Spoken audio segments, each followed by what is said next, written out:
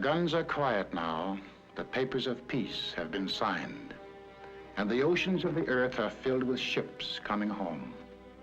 In faraway places, men dreamed of this moment, but for some men, the moment is very different from the dream.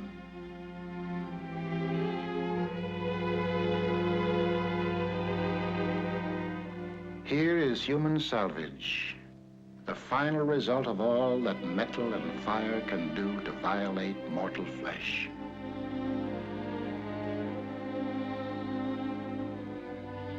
Some wear the badges of their pain, the crutches, the bandages, the splints. Others show no outward signs, yet they too are wounded. This hospital is one of the many for the care and treatment of the psychoneurotic soldier.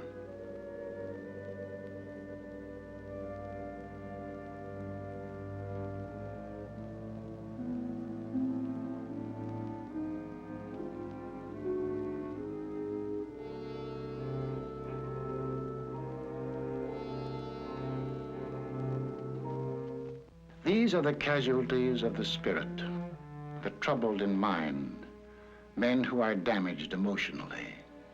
Born and bred in peace, educated to hate war, they were overnight plunged into sudden and terrible situations. Every man has his breaking point, and these, in the fulfillment of their duties as soldiers, were forced beyond the limit of human endurance. At ease, man. On behalf of the commanding officer and his staff of Mason General Hospital, I want to extend a hearty welcome to all of you on your return to the United States. There's no need to be alarmed at the presence of these cameras, as they're making a photographic record of your progress at this hospital from the date of admission to the date of discharge. Here are men who tremble, men who cannot sleep, men with pains that are nonetheless real because they are of mental origin, men who cannot remember, paralyzed men whose paralysis is dictated by the mind. However different the symptoms, these things they have in common: unceasing fear and apprehension, a sense of impending disaster, a feeling of hopelessness and utter isolation.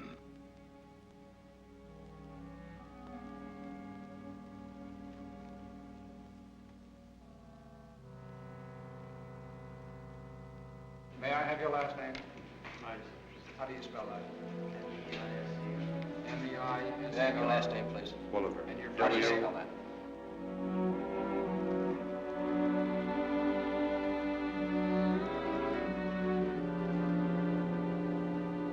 The psychiatrists listen to the stories of the men who tell them as best they can. The names and places are different. The circumstances are different. But through all the stories runs one thread: death and the fear of death. And then after you got wounded, what happened? Same thing, only worse? Seems like my nerves keep getting worse on.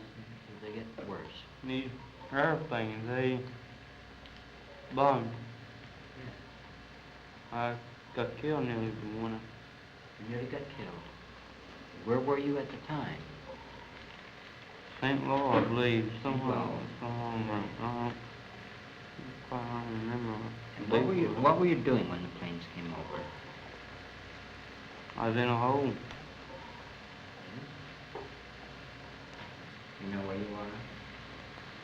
I think I'm in the States now. They told me I was coming back. Right. But they told me I was going to die. No. On the hospital, I wouldn't eat hardly. No, you're So not. I was sick. And I wouldn't eat hardly. They told me I was going to die, but then he couldn't help me. Well, Told me they didn't care where I died or not. we will see that you don't die. You won't die.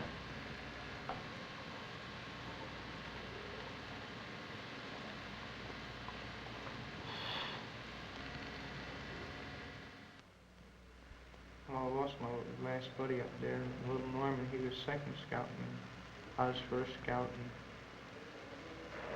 It was all mixed up there. They were shelling us. And Well, did that make you nervous? I should have been first scout. I'm first scout, and I should have been out in front. And he went out, and I started to go out after him, and he got shot. And he just said, "Oh, Dutch, I'm hit," and he crawled to my feet, and I started calling for the medic, and I went back to see if we could get the medic, and there wasn't any, and I started to go out after him again, and they wouldn't let me go.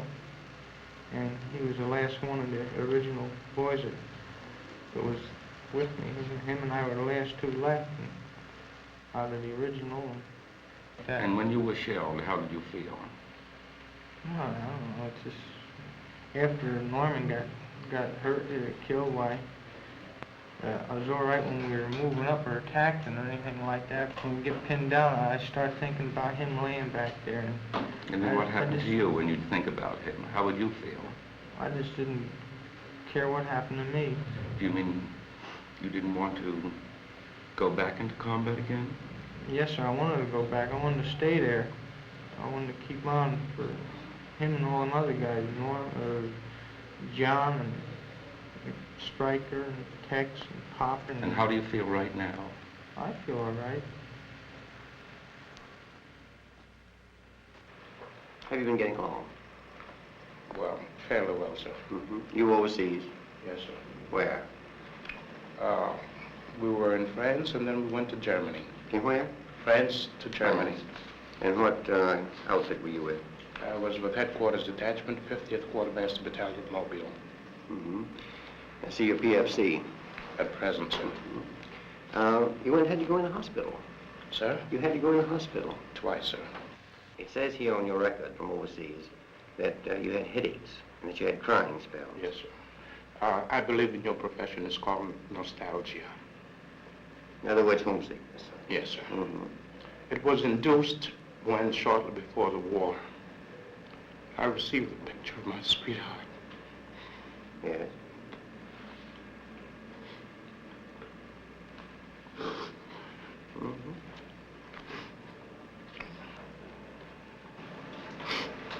I'm sorry, I can't continue. That's all right. Griffith.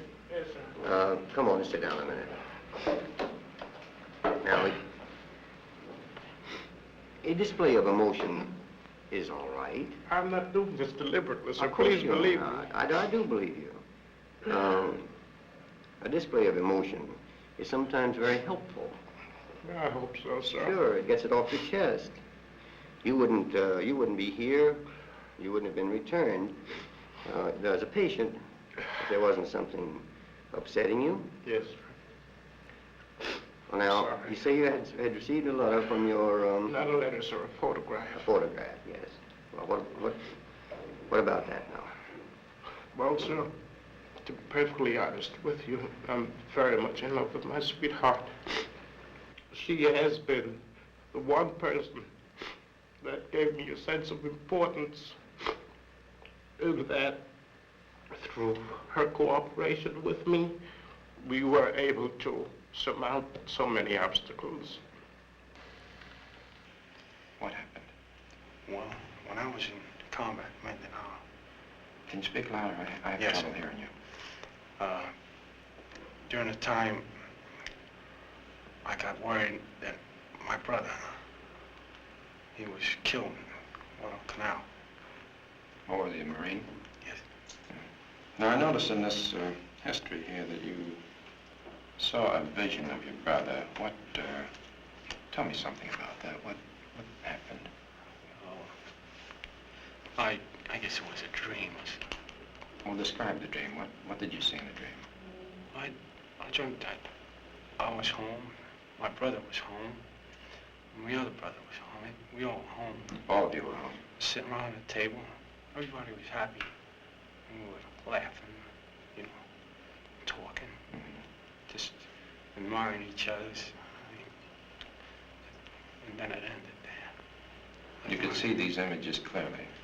Yeah, it was like in a dream, see. Yeah. What about this Mindanao thing you're telling me about? Well, in Mindanao, after I got that news, I admit I was scared. You were scared? I don't know, sometimes I hope something what happened then again, I say, well, something did What happen. do you mean by something happened? You mean you were hoping that you'd be wounded and sent back? Is that what you mean? No. What do you mean by that? I meant that I hoped that I just, you know, I was so disgusted and tired of everything. I just didn't feel like living. And then I changed my mind and I think back to my folks, and it'd be a double blow if something happened to me. And I'd be standing guard, sitting on a machine gun there, just watching. And I'd hear a little noise and I'd let go, shoot. It wasn't nothing, probably was an animal or something. Any noise made you excited, you just shoot? At that time, yes. Well, do you feel worried about anything now? I don't know. Are you mixed up? Kind What's that pin on your shirt there? of. My heart. Well, why do you cover those up?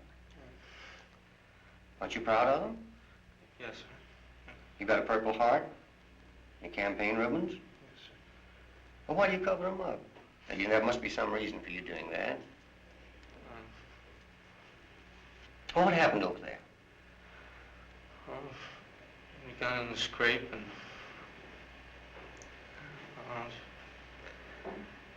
I was in the house there and just got off of guard duty, and it was Friday the 13th and we were sweating it out all day, and patrol came up, and German patrol, and they shot a Panzerfaust through the wall. Well, In what?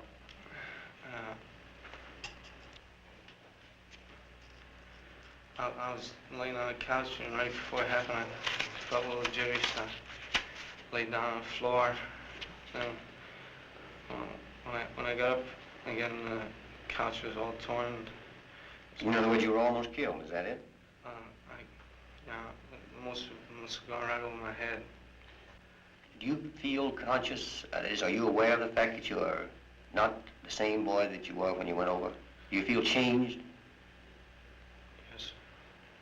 In what way? More jumpy. How about with people? I used to always like to have fun. I used to always be going places. I don't like to do nothing no more. How long were you overseas?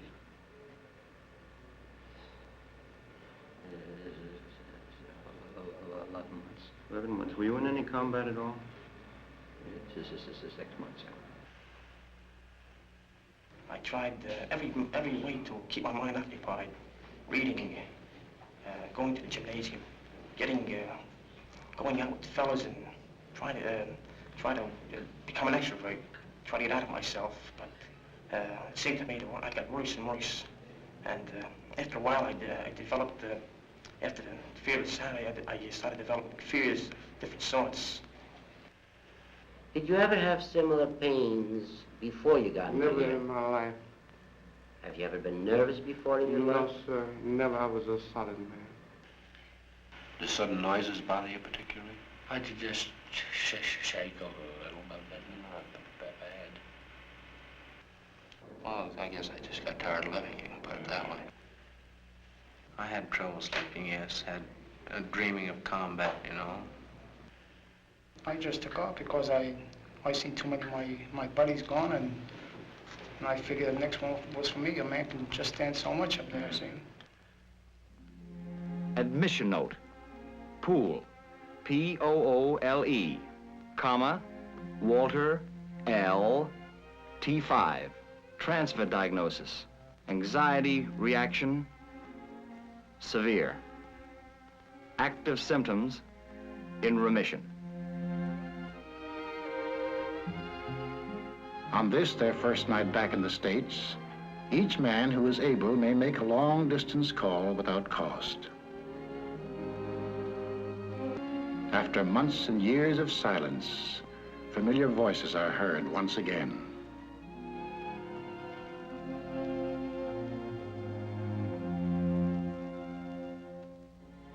Then each man makes for himself a small home, which will be his for the 8 or 10 weeks to come.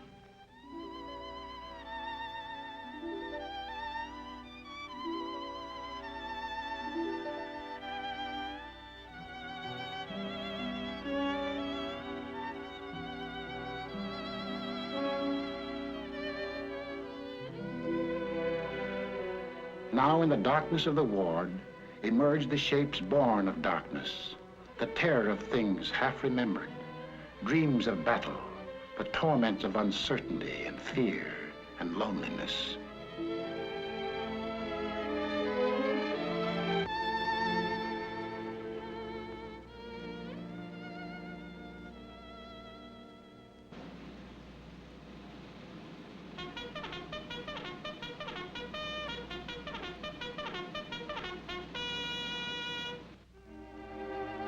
The day begins with an early morning ward inspection. The medical officer in charge checks the condition of every man. Modern psychiatry makes no sharp division between the mind and the body. Physical ills often have psychic causes, just as emotional ills may have a physical basis. Possibilities of organic disturbance in the brain are investigated by means of the electroencephalograph. The Rorschach test. The things that the patient's imagination sees in these cards give significant clues to his personality makeup. This looks sort of like a drawing of two women standing on a rock and waving their hands.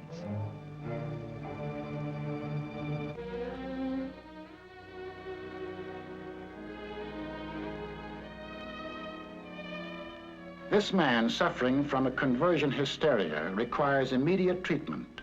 Organically sound, his paralysis is as real as if it were caused by a spinal lesion, but it is purely psychological. Well, just sit him up about the middle of the bed there. Feel pretty good, huh? That's fine. Now sit yourself over there.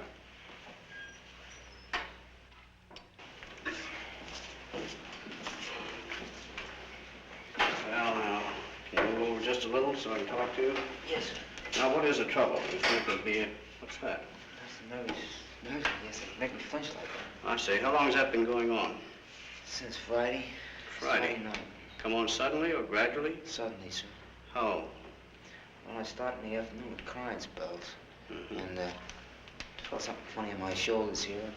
Back bothered me. I started crying. I lost control of my legs and my arms. Was there any reason for crying spells? I don't know, sir. Anything Just happen the at one. home to bother you? Well, my mother's been ill. She has been ill. That's right. That worry you a lot? Quite a bit. Well, now, has this got anything to do with your mother's illness? Any reason why you should have that kind of reaction? No, sir, not that I know of. Unless my mother's illness might have brought this on. I tried to I hold see. it while it hurts, but... I see. You've just been holding these things in. That's right, sir. No way you can control this at all? No, sir. Well, now, we're going to have to help you do that, of course. Let's take off this jacket here. Just slip that off. All right, now lie down on the bed. My shoes. Right, now we leave the shoes on so you can walk in them. I think we're going to get you walking. Let's come over here. That's the boy. That's fine. That's good. Now you lie steady. Lie steady. That's the boy. This is all going to go away as I give you this medicine. No bother at all. The method employed here is effective in certain types of acute cases.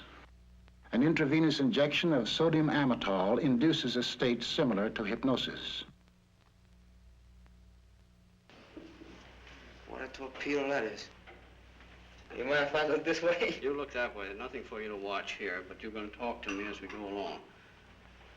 Yes, sir. That's all. Now, you're not going to feel much of anything else.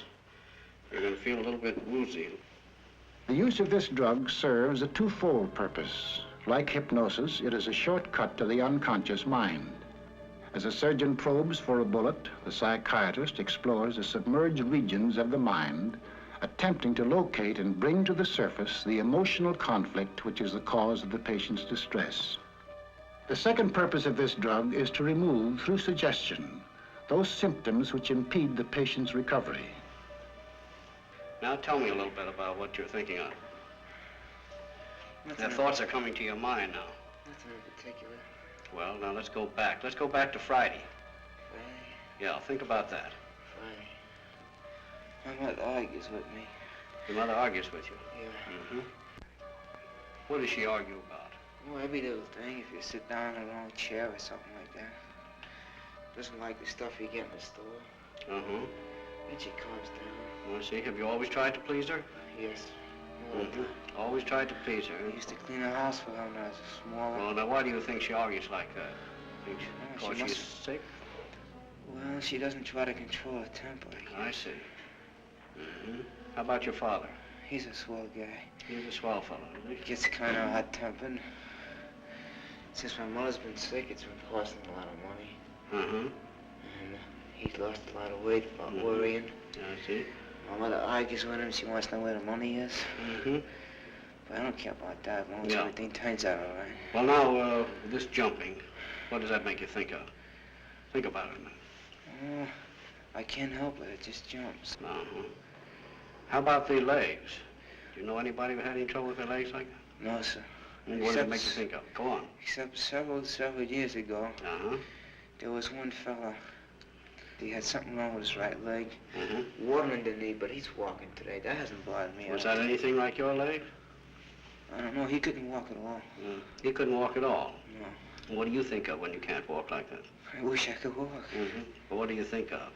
What comes to your mind when you find that you can't walk? So maybe I think my mother and father should be okay. Sometimes I wonder, hope the war ends soon. Things like that. Nothing in particular. Well, now the shakes are gone now, haven't they? Yeah. How about your legs? They're good and strong. I feel all right. Move them. Let's raise them. Oh, I was able to raise them before, but I can't walk. Well, how about them now? They feel all right. They feel good now, as if you can walk in them, don't they? Toes feel numb. Toes feel numb, but that's going away, isn't it? Yeah. Gee. Raising them fine, isn't it? Yeah. Now you're going to be able to walk, aren't you? I don't know. Well, you're going to, aren't you? Yes, sir. All right. I'm gonna walk. I love walking. You love walking. I did. Always been very fond of walking. Now you found yourself unable to walk. Now you're going to get right up and walk. Right now. All right, now let's sit up. Sit up on the side of the bed. Here you are. That's fine. All right, now stand up. Now look at that. Isn't that good?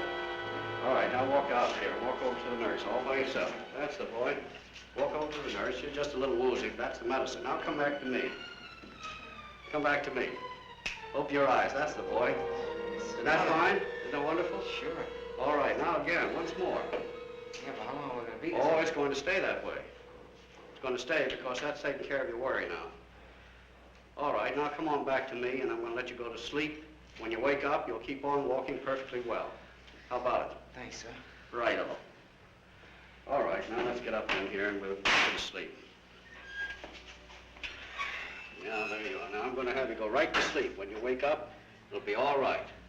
Thanks. All right, sleep, Girardi. The fact that he can walk now does not mean that his neurosis has been cured. That will require time. But the way has been opened for the therapy to follow. Now a new way of living begins, very different from the old one whose purpose was killing and trying not to be killed. Now in an environment of peace and safety, all the violence behind them, they are building rather than destroying. Men have their choice of occupational therapy. Some find relaxation in mechanical jobs. Certain types of cases obtain relief in precision work, which answers their inner need for order and certainty. For sons and daughters and nieces and nephews and neighbors' kids, hobby horses are turned out by the carload.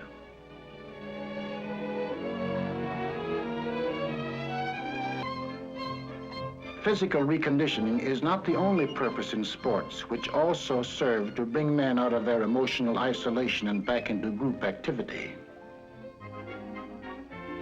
One of the most important procedures is group psychotherapy.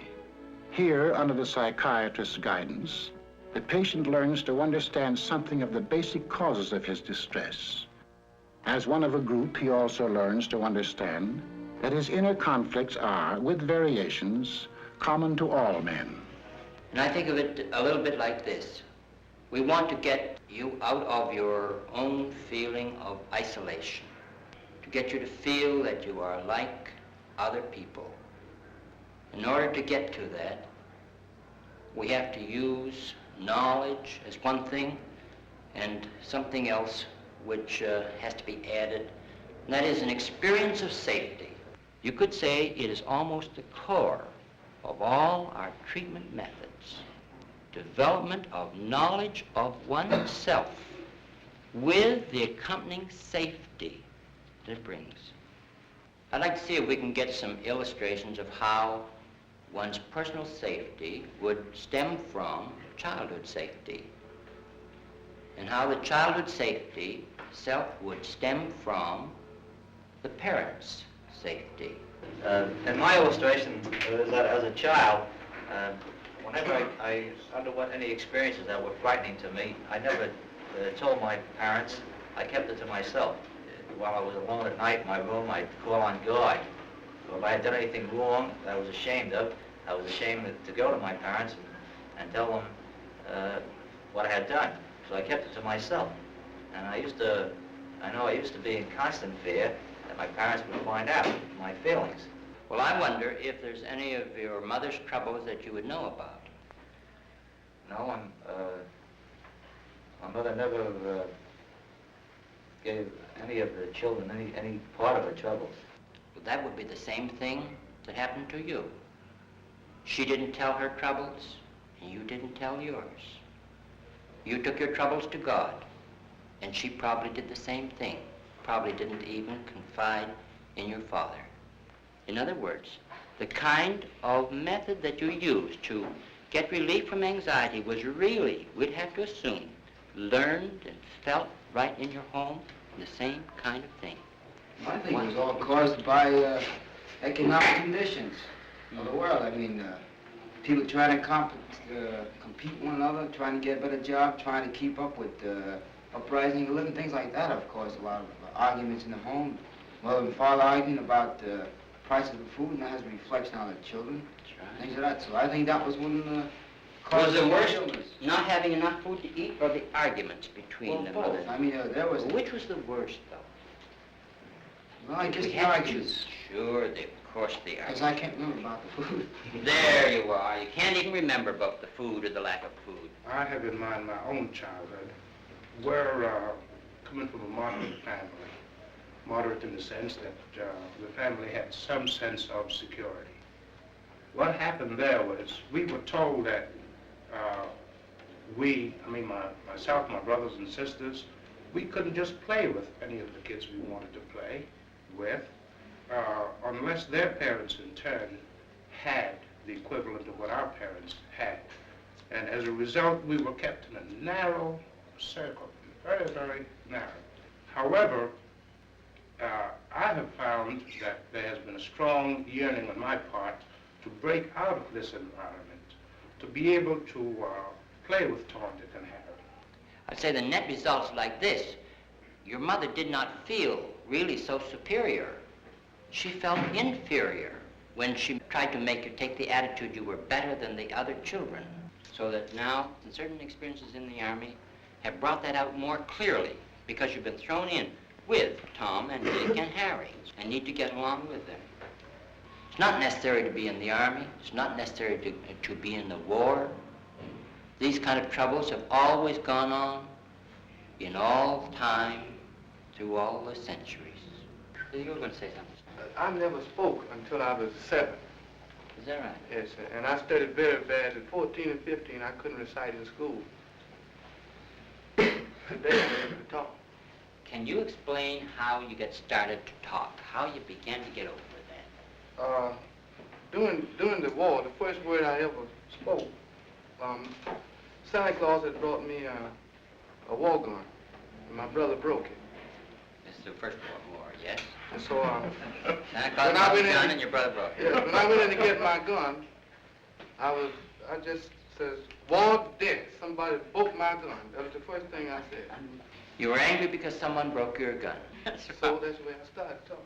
I would say all those symptoms, like being unable to speak, stuttering and so on, they have an underlying anger and resentment in the deeper parts of the personality. You could almost say it like this. Underneath, I can't, you usually find I won't. Kevin, on Okinawa, I was stuttering too about 3 weeks. And as soon as I came here, here a month now, I stopped stuttering. You've stopped stuttering completely since you came here? Yes, sir. Well, that's good. I don't know whether that's a tribute to the doctors or a tribute to your fundamental health. It's due to my fundamental self. No tribute to the doctors at all. Very good. Some patients require special therapy. Hypnosis is often effective in certain types of battle neuroses, such as amnesia. This man does not even remember his own name. A shell burst in Okinawa wiped out his memory. The experience was unendurable to his conscious mind, which rejected it, and along with it his entire past. Through hypnotic suggestion, the psychiatrist will attempt to evoke them. Relax completely and put your mind on going to sleep. All right, now keep your eyes on mine. Keep your eyes on mine and keep them fixed on mine. Keep your mind entirely on falling asleep. You're going to go into a deep sleep as we go in. You're going to go into deep sleep as we go in. Now clasp your hands in front of you. Clasp them tight, tight, tight, tight, tight. They're getting tighter and tighter and tighter, and as they get tighter, you're falling asleep. As they get tighter, you're falling asleep. Your eyes are getting heavy, heavy. Now your hands are locked tight. You're locked tight. They're locked tight. You can't let go. They're locked tight. You can't let go. When I snap my fingers, you'll be able to let go. When I snap my finger, you'll be able to let go, and then you'll get sleepier, and your eyes are getting heavier. Now your eyes are getting heavier, heavier, heavier. You're going into a deep, deep sleep. You're going to a deep, deep sleep. Deep asleep, far asleep. Eyes now closed tight, going to a deep, deep sleep, deeply relaxed, far asleep. You're far asleep. You're far asleep. Now you're in a deep sleep. You have no fear, no anxiety, no fear, no anxiety. Now you're in a deep, deep sleep. Now just sit down in the chair behind you. Sit down in the chair behind you. Lean back. Head now falls forward into a deep, deep sleep. Head now is falling forward. You're going further and further and further asleep. I stroke your left arm, become rigid like a bar of steel, and you'll go further asleep and further asleep. You're falling further and further and further asleep. Rigid. Cannot be bent or relaxed. When I touch the top of your head,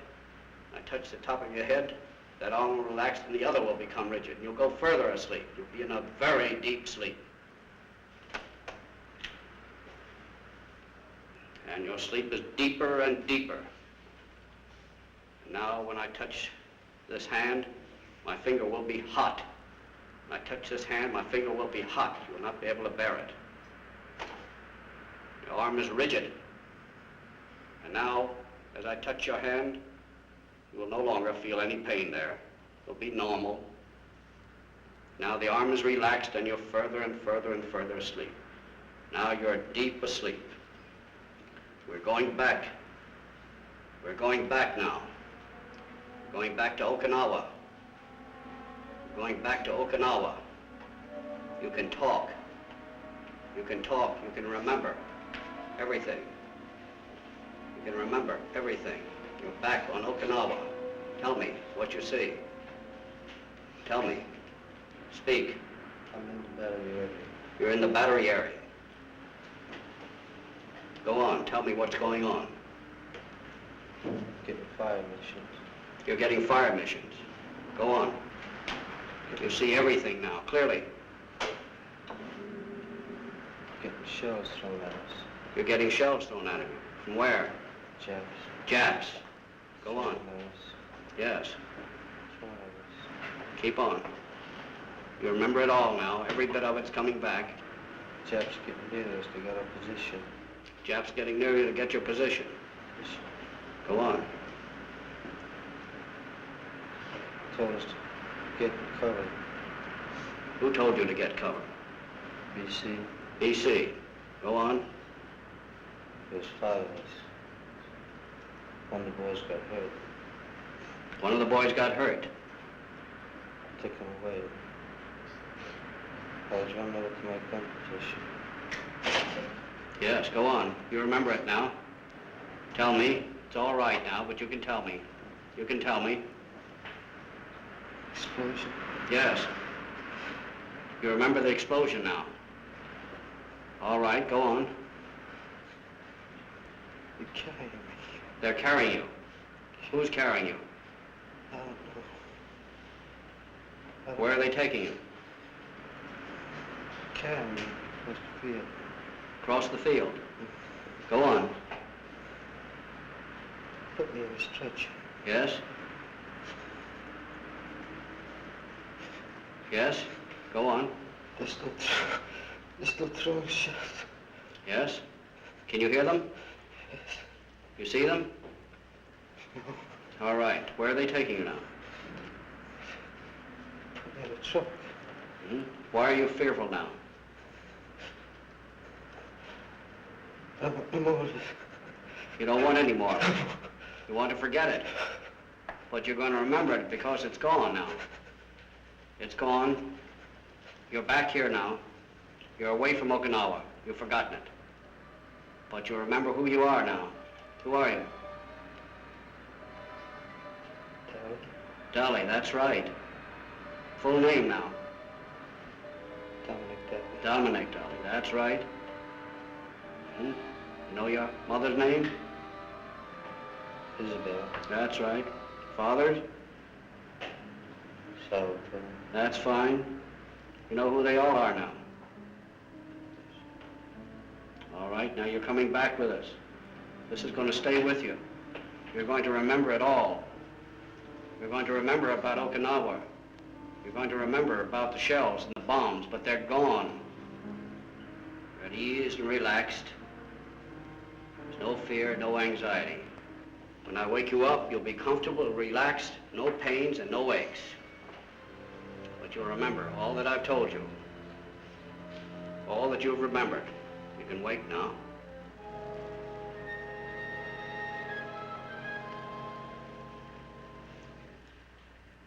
Well, how are you? Pretty good. Under the guidance of the psychiatrist, he is able to regard his experience in its true perspective as a thing of the past, which no longer threatens his safety. Now he can remember. Well, Hofmeister, what's your trouble?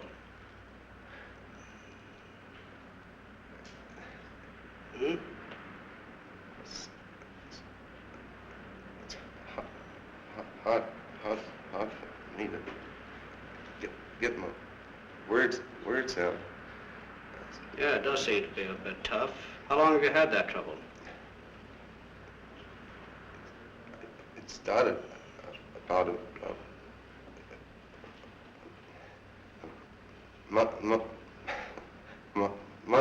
month ago. Where were you then? In France. In France. Have you been in combat? Yes. Well, maybe we can help you talk a bit better and you can tell me more about it then, right? Let's lie down and see if we can help you on that. This man is not a chronic stutterer. He suffers from a battle tension which the drug will attempt to diminish. Like the man who could not walk and the man who could not remember, his illness has an emotional basis. You're all comfortable now and relaxed. We're just going to give you some medicine here, and it's going to help limber up that tongue of yours. And this is going to make you feel a bit groggy.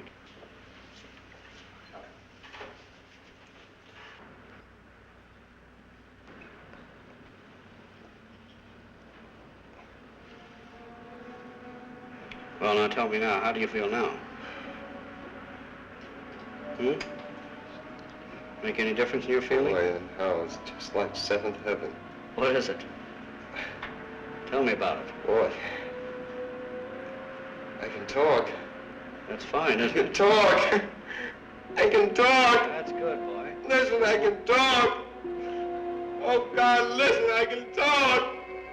Oh, there's nothing wrong. Oh, God, listen. All right, it's coming back now. You're going to take it easy. Oh, listen, I can talk. Just the way you always did, is that right?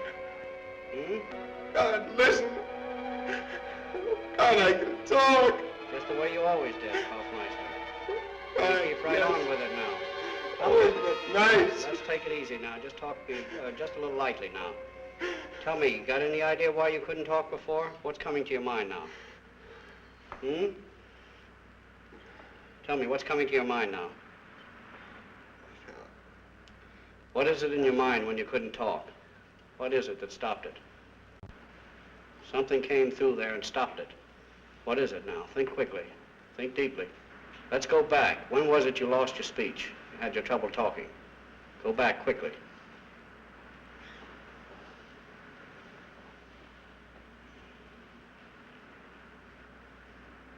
It seems that I first noticed it on a boat. On a boat? Coming over. It first started with an S. And the fellas laughed at me. I don't know why they laughed. Till the guy started. Well, let's start with that S. Let's go back to that S now. What were you thinking then? What was in your mind then? Right now? No, then. On the boat? Yes, with that S, when you Yes. couldn't say that S right. Yes. Yes.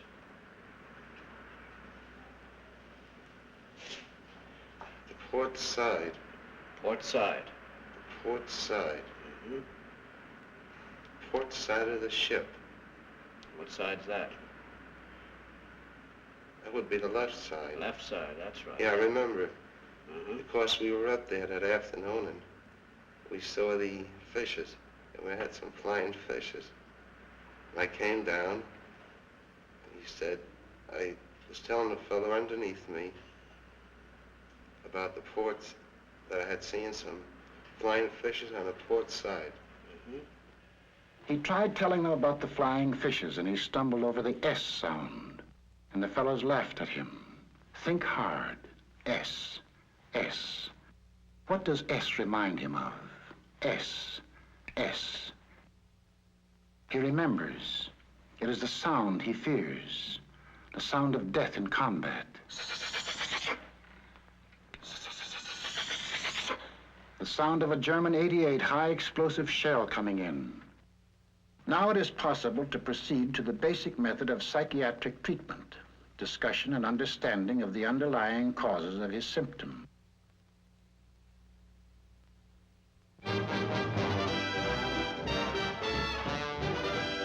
As the weeks pass, the therapy begins to show its effect. The shock and stress of war are starting to wear off. For these men are blessed with the natural regenerative powers of youth. Now they are living less in the past and more in the present. Sometimes they think of the future. The war years must be put aside and the responsibilities of peace must be considered. A man might open a filling station or a hardware store, or he can buy a few acres of land and raise some chickens. He might even go back to school.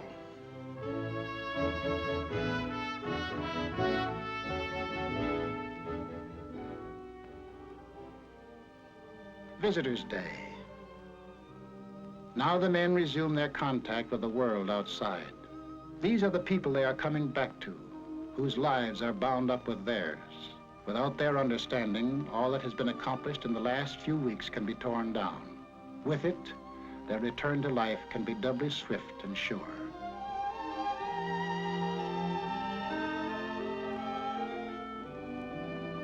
Classes in group psychotherapy continue. The men are thinking of themselves in relation to society. How will they fit into the post-war pattern? How will the world receive them? You fellows have had an opportunity to be home with your family since you've returned from overseas. Have you noticed any change in the various members of your family toward you, and their reactions toward you? Well, I found out after 4 years of absence that it only took me the second day to be really relaxed, and I was right chummy again with my dad, and talked about the old neighborhood and the new changes. I don't know, it surprised me. Do you feel that your family has to be taught how to treat you when you come back? No, absolutely not. How do you want to be treated by your family? The same I was treated before I went into the service. No difference. You don't want to be treated any differently? No. I was talking to one man, and I said, what do you think of us fellas that come back with psychoneurosis anxiety state? And I says, you can see that we're not crazy by any means. And He says, well, before I come out here to see, he says, my first impression was like in Bellevue.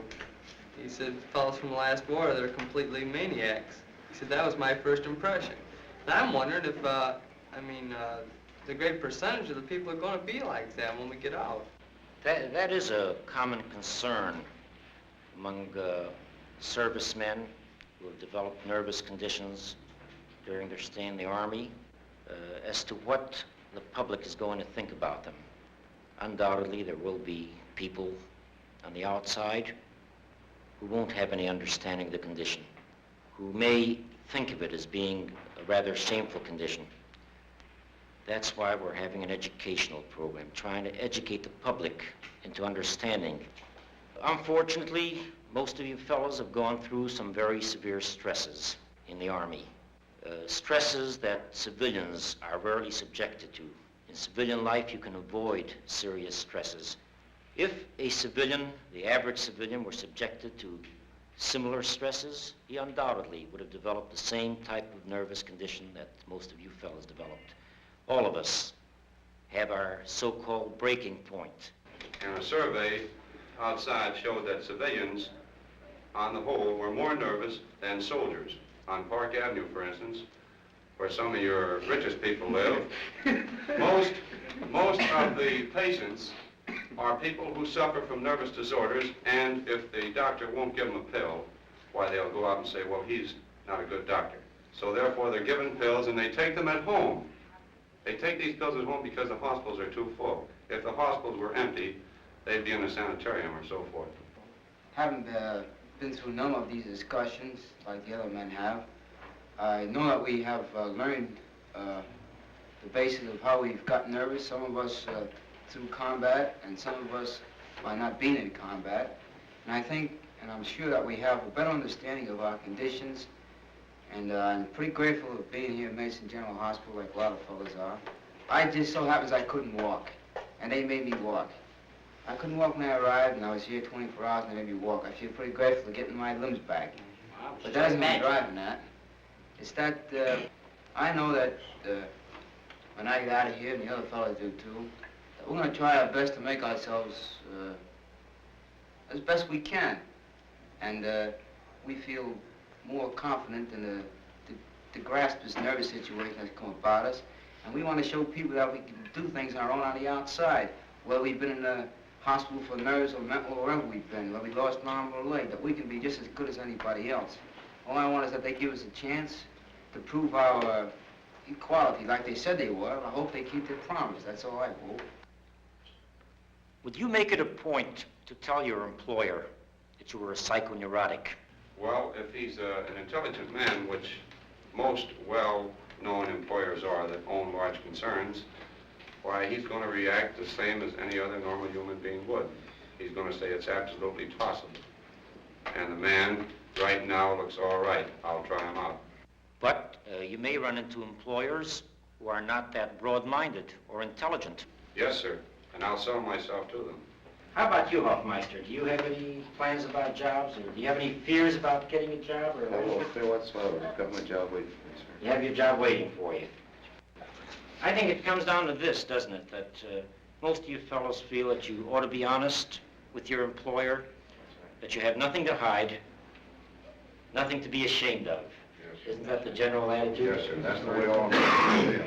Your time in the service was not entirely wasted. You have learned a great deal in the service.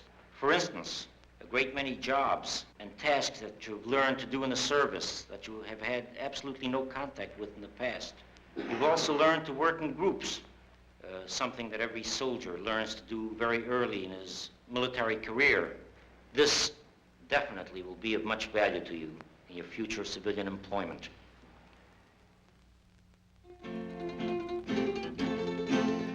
The weeks have slipped by fast. The first strangeness of hospital life has become routine. Sometimes a man learns something new. The Ranger always did want to play guitar.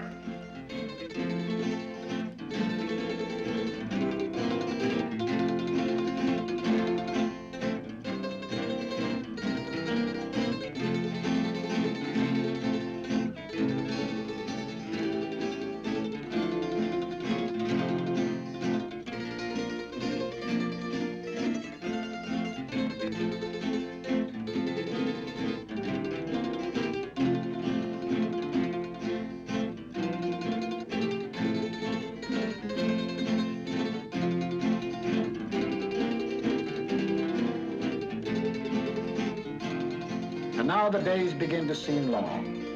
There's the old healthy sound of belly aching in the air. Spinach. Spinach again. And how about a good movie for a change? And how about putting some ice cream in the ice cream soda? No longer is a man shut up within the lonely recesses of himself. He is breaking out of his prison into life. The life that lies ahead, offering infinite possibilities for happiness and sorrow. How does a man find happiness? Is there a secret to discover? What is the mysterious ingredient that gives joy and meaning to living? You know in the Bible where it says, man does not live by bread alone? Children don't grow up well without safety and confidence. If that wasn't in one's childhood, in growing up, you could say, now there was something missing during all that time. And the next question is how to supply it. And it does need to be supplied. Not all of the learning in all of the books is half as valuable in getting over nervousness as to find someone that you esteem, that you can learn to feel safe with, where you can get a feeling of being accepted, of cherished, where you get a feeling that you're worthwhile and that you are important to someone. You could say, the feeding that you didn't get, that's something more than bread. When you were little, you still need to get it. You still need to be fed with acceptance and to find the safety. In other words, knowledge alone is not enough.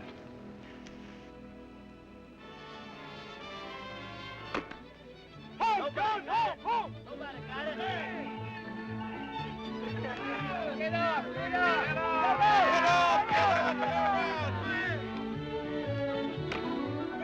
8 weeks have passed. What about these men? Are they ready for discharge? How complete is their recovery?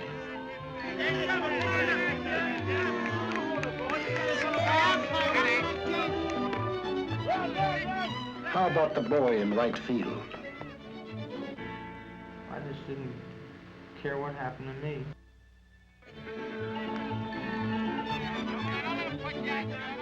How about the kid at bat? Foxhole was covered by dirt.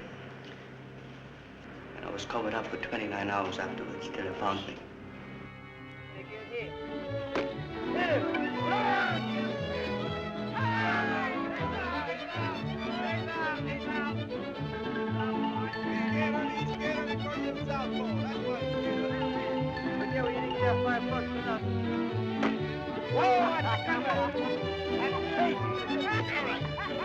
Out! Tell you're out! Tell you're out! Go on! How about the umpire? Hard for me to get my words out. You're out! Go on! Batter up! How about this kid?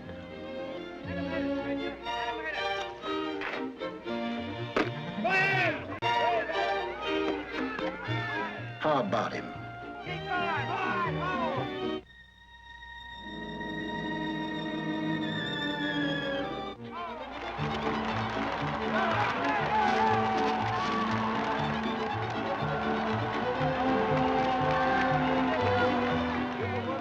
Are they well enough to be discharged?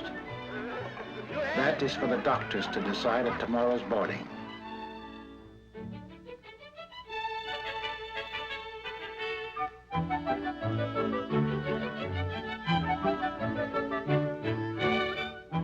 The answer is yes.